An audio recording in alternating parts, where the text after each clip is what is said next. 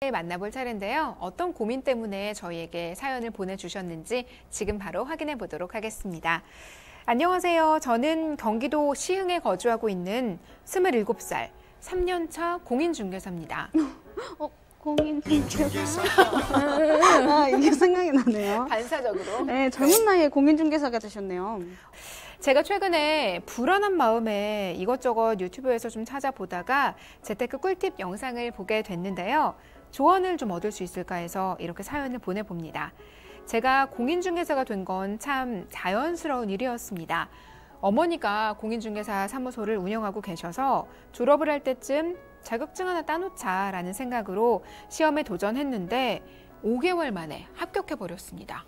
처음 봐요, 저 진짜. 제 친구도 진짜 빠르네요. 네, 제 친구도 했었는데 5개월이면 진짜 완전 그거예요. 리스펙. 야. 저도 사실 공부를 좀 했었거든요. 오, 진짜요? 네. 대박.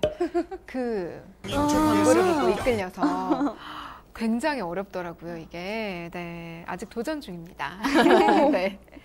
다행히 어렸을 때부터 봐온 게 있어서 연봉 3,500만 원 정도로 지금 연수입을 내고 있습니다. 문제는 요즘 부동산 시장 분위기가 점점 더 안 좋아지고 있고요. 앞으로 이 일을 계속할 수 있을지 좀 불안해서 계속 답답한 하루를 보내고 있다는 건데요. 친구들은 취업이다, 결혼이다, 자기 인생을 살아가는데 제가 잘할 수 있는 일이 무엇일지 고민하는 나날을 보내고 있습니다. 그러다 최근에 중학교 때부터 알고 지낸 친구랑 대화를 하는데 걱정 때문에 숨이 턱턱 막히더라고요.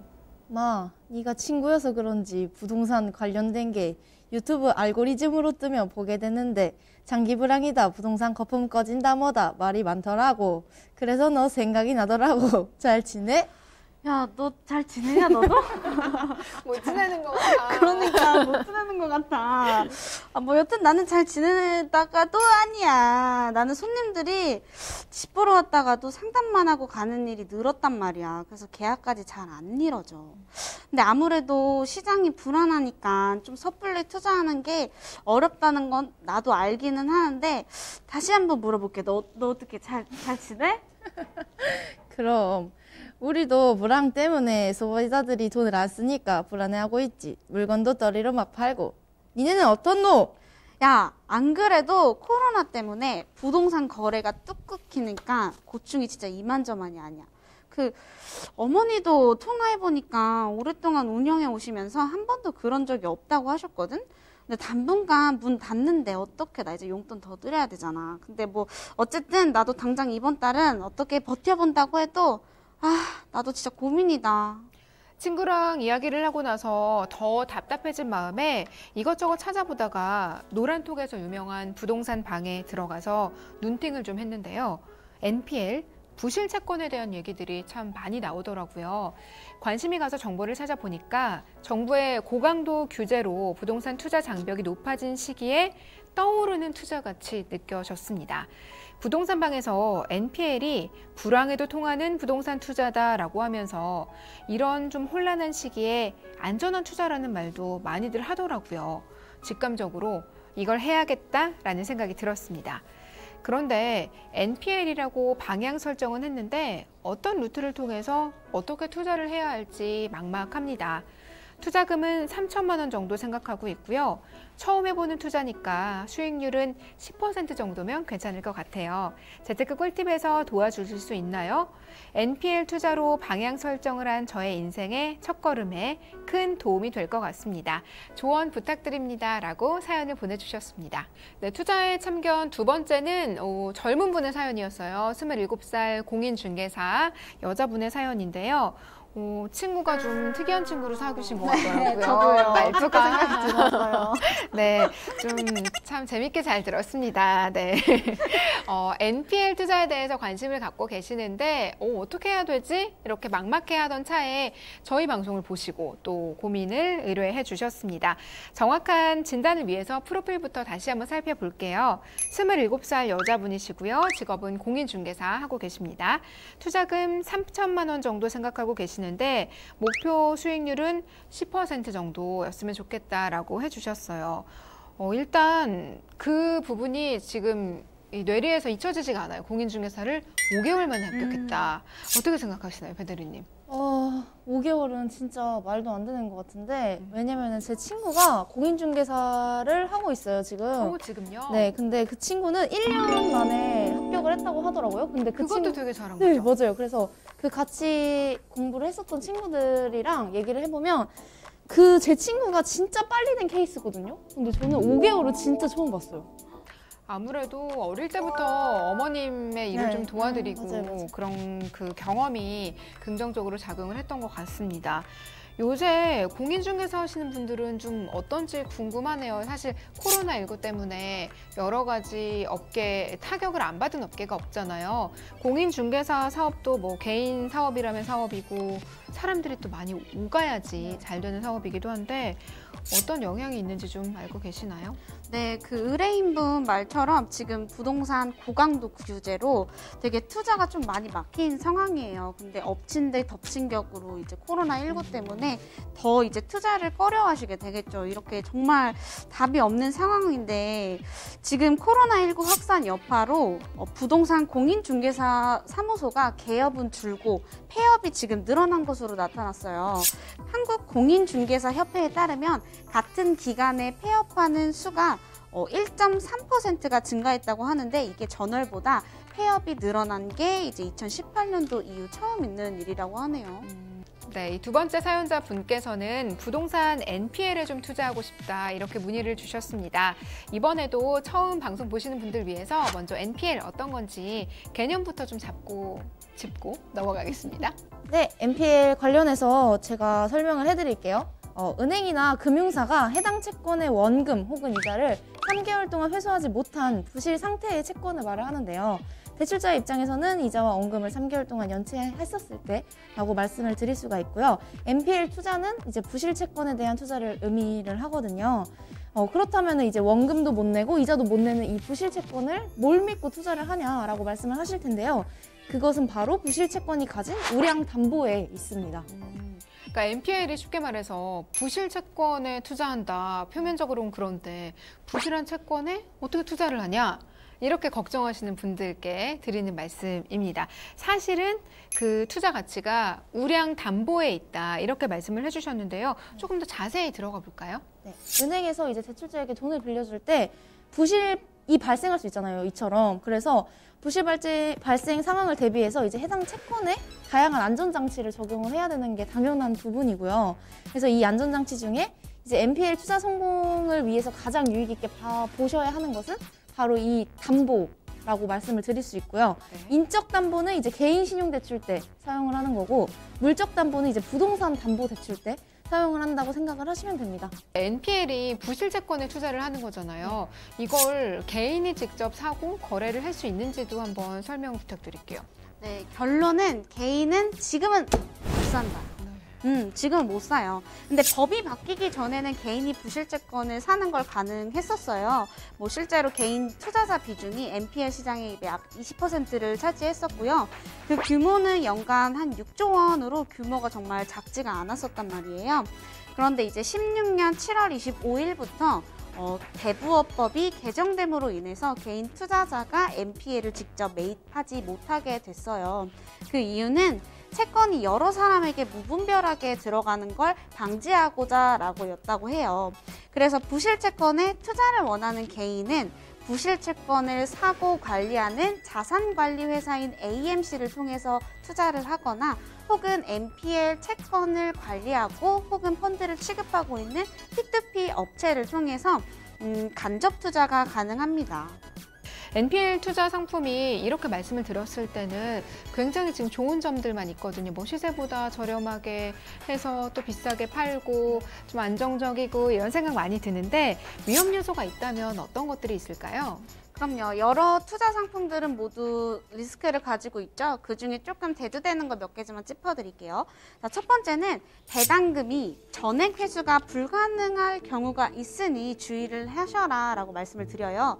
왜냐하면 경매에서 NPL 투자는 뭐 근저당권을 사서 제3자에게 경매를 하는 방식이기 때문에 낙찰을 받으면 배당금을 받을 수 있습니다. 하지만 경매 낙찰가가 채권액 액보다 낮으면 채권액을 전부 회수하지 못할 수도 있기 때문에 이 점을 주의해 주셔야 되고요.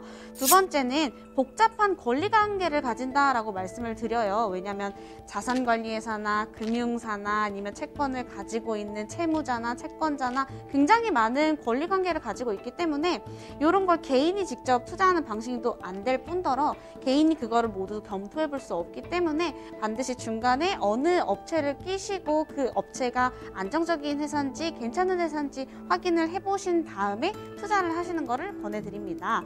마지막으로 담보물건의 가치 파악이 선행이 되셔야 해요. 왜냐하면 NPL 투자할 때 뭐 배당이 아니라 직접 낙찰을 고려하게 되신다면은 그 채권의 목적물인 부동산 가치 평가가 뭐 높은지 낮은지 이 부동산이 공실이 너무 많아서 그래서 그 차주가 이자를 못 내서 이게 부실 채권이 된 게 아닌지 이렇게 어느 상황이 있는지 모르니까 직접 현장에 방문하셔서 이 물건이 컨디션이 어떻게 되어 있는지 꼭 평가를 해보시고 투자를 하시길 권고해드립니다. 네, 이런 위험 요소가 있다라고 미리 정리를 해주셨는데요. 위험 요소가 있다면 당연히 그에 맞는 안전장치도 필요하다는 생각이 듭니다. 준비가 되어 있을까요? 네, 맞습니다. 안전장치도 분명 있겠죠? 그래서 NPL 안전장치에 대한 구조를 설명드릴게요. 투자자 여러분들은 직접 투자를 안 된다고 이제 지연 대리님께서 말씀해 주셨던 것처럼 직접 투자는 안 되고요. 간접 투자를 하겠죠. 바로 P2P 업체에게. 그러면 대출자인 NPL 투자 전문 법인이 있잖아요. 이 분들에게 이제 뭐 담보 부동산뿐만 아니라 약속 어음 공증을 받게 되는데요. 이것 또한 리스크를 좀 줄일 수 있는 안전장치라고 말씀을 드릴 수 있어요. 예를 들어서 차후에 이제 NPL 채권으로 원금 회수가 전부 불가능한 상태가 온 거예요. 그럴 때 우리는 공증을 받았잖아요. 이거를 통해서 조금 전부 회수가 어려울 때는 이제 미리 공증을 받아둔 약속이 있기 때문에 NPL 전문 법인의 일반 재산을 조금 신속한 압류를 할 수 있고요. 그리고 경매 진행을 통해서 이제 P2P 투자자들에게 돈을 다시 돌려줄 수 있는 보호 시스템이 될 수 있다고 말씀을 드릴 수 있고요. 이것뿐만 아니라 NPL 투자법인은 이제 담보부 NPL 채권에다가 근저당권을 취득을 했잖아요. 근데 거기다가 저희가 질권 설정을 한 번 더 들어가는 거예요. 질권은 그때 말씀드렸던 것처럼 NPL 투자법인이 담보부 NPL 채권을 아까 말씀드렸던 근저당을 가지고 있지만 이거에 대한 것도 어느 하나의 이 자산이 되기 때문에 이것도 이제 질권을 설정을 해서 이것도 안전장치 하나의 구조로 판단을 하실 수 있을 거라고 합니다. 네. 네, 약속 어음 공증, 또 근저당권, 질권 이렇게 여러 가지 안전 장치가 있다라고 정리를 해주셨습니다. 자, 그럼 이제 또 중요한 부분 남았죠. 저희가 사연자분께서 3천만 원으로 NPL 투자한다 하셨는데 네. 어느 정도 수익금 받아보실 수 있는지 좀 정리 부탁드릴게요. 모집 금액은 4억 원으로 측정이 되어 있고요. 투자자분께서는 3천만 원을 투자를 하신다고 하셨습니다. NPL은 아무래도 10% 다 이상으로 측정이 되어 있어서 굉장히 높은 수익률을 가지고 있거든요. 그래서 15%로 지금 예상 수익률을 잡았고 기간은 12개월, 1년짜리입니다. 만기일시 상한으로 저희가 측정을 하게 되었는데요. 상한일이 이제 1월 달부터 12월 달까지 쭉 들어가면은 투자 원금은 만기일시이기 때문에 3천만 원 마지막에 들어오겠죠. 그리고 투자 수익은 일수마다 다 다르게 측정이 돼서 총 합쳐서 450만 원으로 측정이 됩니다. 세금을 뺀 나머지 이제 최종 지급금을 확인을 해보시면은 마지막에 들어온 3천만 원을 뺀 나머지 수익은 326만 2,500원으로 예상 스케줄을 확인해 보실 수 있습니다. 네, 3천만 원으로 1년 정도 투자했을 때 한 326만 원 정도의 수익금을 가져가실 수 있다. 이렇게 정리해 드렸습니다. NPL 투자 방향 설정하셨다고 하셨는데 좀 도움이 많이 되셨기를 바랍니다. 사연자분 말고도 요즘 NPL에 대한 문의와 관심이 많잖아요. 그런 분들을 위해서 NPL 투자에 관련된 꿀팁 한마디씩 전해드릴까요? 먼저 이 대리님부터. 네, 저는 부동산 가치평가를 선행해라 라고 말씀드리고 싶어요. 그래서 물론 부동산의 가치를 평가하는 방법은 여러 가지가 있겠죠. 그중에 좀 핵심적으로 말씀을 드리고 싶은 거는 첫 번째는 등기부 등본을 확인하라고 말씀을 드리고 싶어요. 그래서 등기부 등본을 습관처럼 하셔야지 선순위 채권이 어떻게 되어 있는지, 후순위 채권이 어떻게 되어 있는지, 내가 들어가면 몇 순인지 이런 거를 확인하시면은 이게 가치가 얼마나 되지를 확인하실 수 있으실 것 같아요. 두 번째는 아까 말씀드렸다시피 현장을 직접 방문해서 그 부동산 가치가 어떻게 형성되어 있는지 꼭 선행하시기 부탁드립니다. 네, 부동산 가치 평가가 중요하다라고 강조해 주셨습니다. NPL이 우량 담보에 투자한다라는 개념으로 이해를 하셔야 되다 보니까 특히나 부동산에 대한 가치 평가 중요하다라고 강조를 해주셨습니다. 자, 배대리님의 꿀팁은 뭔가요? 제가 말씀드리고 싶은 거는 리스크 안전장치에 대해서 꼼꼼하게 확인을 해라인데요. 모든 P2P 상품이 그렇다시피 저희가 원금이 보장이 안 되는 상품이기 때문에 무조건 안전장치가 무엇이 있는지 확인을 꼭 해주셔야 돼요. 그래서 아까 말씀드린 것처럼 뭐 근저당권부 질권 설정이라든지 뭐 약속어금 준공이라든지 이런 거에 대해서 용어가 어렵다고 그냥 피하기만 하시지 마시고 어떤 상품을 어떻게 리스크를 이렇게 해주는지 그거를 꼭 확인하셨으면 좋겠습니다. 네, 안전장치를 꼼꼼하게 확인하라, 돌다리도 두들겨 봐라 이렇게 정리를 해주셨습니다. 저희가 방송에서 제공하는 정보는 투자 판단에 대한 참고 자료입니다. 최종적인 선택은 투자자 본인의 책임과 판단 하에 진행이 돼야 된다는 점 꼭 염두에 두시고요. 저희와 함께 좀 현명한 투자 해나가시기를 바랍니다.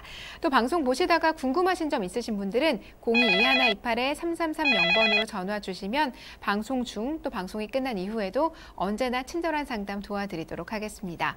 자, 저희가 이번 시간에도 역시나 SLB와 NPL에 대해서 함께 살펴봤는데요. 두 분이 쉽고 재미있게 설명을 해주시는 덕분에 저희도 점점 SLB 그리고 NPL 투자에 가깝게 가고 있다는 느낌이 듭니다. 오늘도 좋은 말씀 전해주신 이지연 대리님, 배명진 대리님 너무 감사하고요. 오늘 너무 감사하고요. 여기까지 함께 하도록 하겠습니다. 오늘 말씀 감사합니다. 감사합니다. 감사합니다.